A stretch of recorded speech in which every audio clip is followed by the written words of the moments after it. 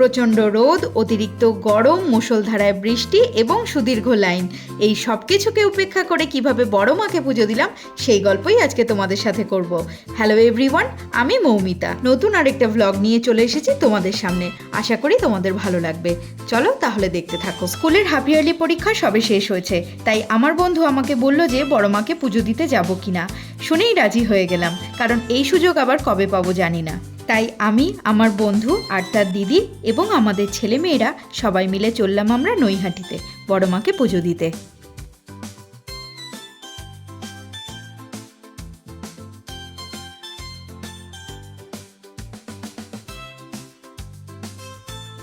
মন্দিরের বাইরে থেকেই পুজোর জন্য একটা ডালা কিনে নিলাম, আর চটিগুলো এখানে জমা করে রেখে দিলাম।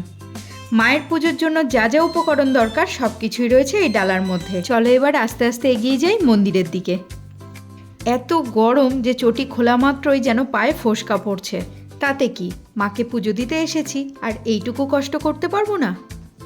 চলে এসেছি বন্ধুরা একদম বড় মায়ের মন্দিরের সামনে।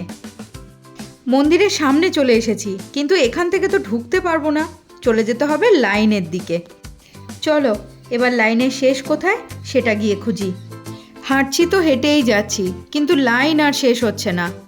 অবশেষে আধ ঘন্টা টানা হাঁটার পর লাইনের শেষে এসে দাঁড়ালাম। জানি না আজকে পুজো দিয়ে বাড়ি যাব কখন। মাকে পুজো দেওয়ার জন্য যে এত ভক্ত সমাগম হয় সত্যি আমার কল্পনার বাইরে ছিল। এখানে না এলে আমি জানতামই না যে এত বড় লম্বা লাইনে দাঁড়িয়ে আমি পুজো দিতে পারবো। টানা 4.5 ঘন্টা লাইনে দাঁড়ানোর পর অবশেষে নামলো মুষলধারায় বৃষ্টি। অবশ্য লাইন তখন অনেকটাই এগিয়ে গেছে, আর আমরাও বড় মার একদম মন্দিরের সামনে পৌঁছে গেছি। ব্যাস, অবশেষে পৌঁছতে পারলাম মন্দিরের ভেতরে। 7 পাক পরিক্রমণ করে চললাম মায়ের কাছে।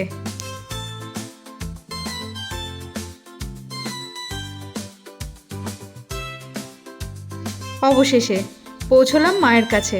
দেখো মাকে কি অপরূপ দেখতে লাগছে, তাই না? মাকে মন ভরে দর্শন করে যেন আমাদের সব ক্লান্তি মিটে গেল। মন্দিরের ভেতরে আমাদের অনেকক্ষণ থাকতে দিয়েছে, তারপর মাকে মন শান্তি করে আমরা পুজো দিই। এরপর আর কি, ক্লান্ত শরীর নিয়ে ট্রেনে উঠে বাড়ি। তাহলে বন্ধুরা, ভিডিওটা কেমন লাগলো জানিও। ভালো লেগে থাকলে লাইক, শেয়ার, কমেন্ট এবং সাবস্ক্রাইব করে নিও।